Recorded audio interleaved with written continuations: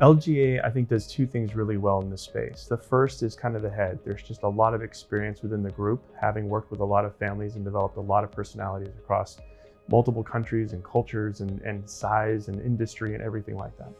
So from that perspective, everyone walks in with some amount of knowledge of the various ways that these problems have been solved, and with the resources to call upon other people who might have other experiences if we needed to solve a particular problem and create a certain policy.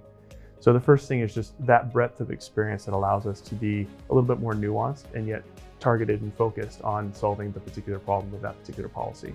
The second part is the heart element. And so that just kind of refers to the fact that, again, like I said before, we don't want to have a problem with a name. We want to have solved those problems before anyone actually requires those policies. So our job is to have the insight. It's to be sensitive to the situation, to understand the family's complexities, and make sure those policies are in place before they're needed.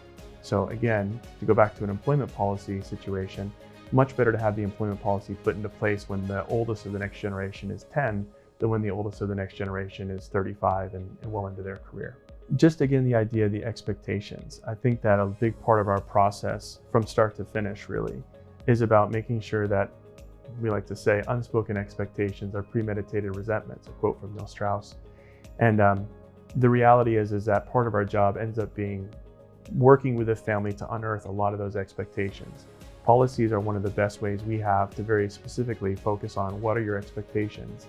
Again, for something like a prenuptial agreement, you have expectations then for what are the standards for a partner in this family's context.